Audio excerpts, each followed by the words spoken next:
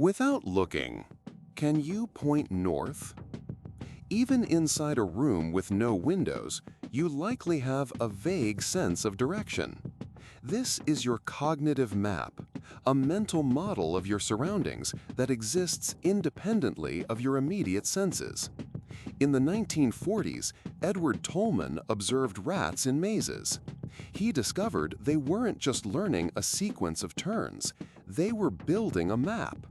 When a familiar path was blocked, they didn't get confused. They could instantly compute a new route, a shortcut, proving they were navigating a mental landscape, not just following a rote script. Deep inside your brain, in a region called the entorhinal cortex, are specialized neurons that act like a biological GPS.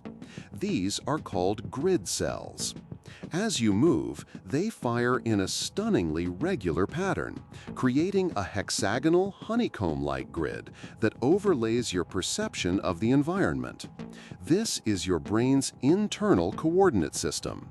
It's the graph paper on which your spatial experiences are drawn, allowing you to intuitively understand distance and direction. This neural grid, however, doesn't just map the floor of your room.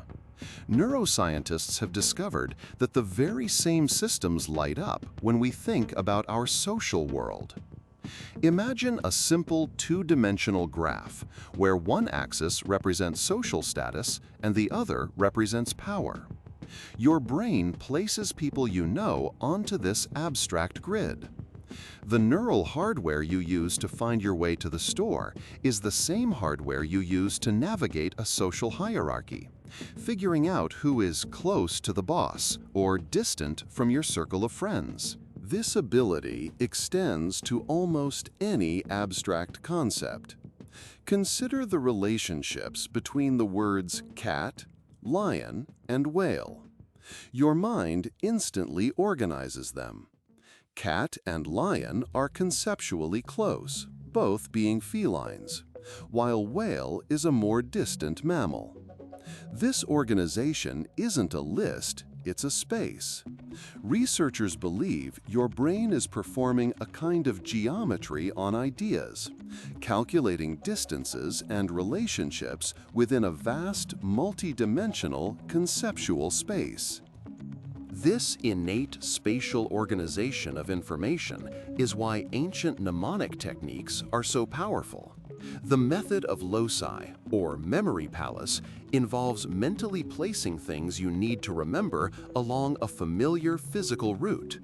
To recall the information, you simply take a mental stroll through your palace.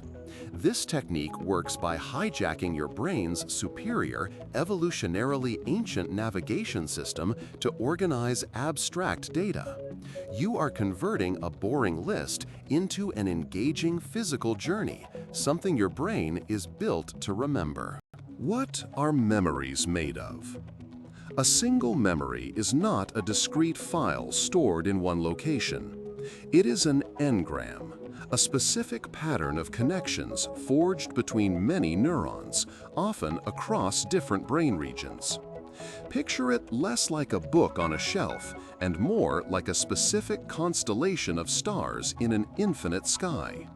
To remember is to have that specific constellation light up. Crucially, each star, each neuron, can be part of thousands of different constellations, linking your memories into a vast, intricate web. The act of remembering, then, is an act of navigation. You are traveling across this neural web. The faint smell of rain on asphalt might activate one neuron, which triggers a connected neuron related to your childhood street, which in turn lights up an entire constellation representing a specific afternoon from years ago. This is why memories can feel like they appear from nowhere. You didn't search for them, you just accidentally stepped onto a path that led directly to them.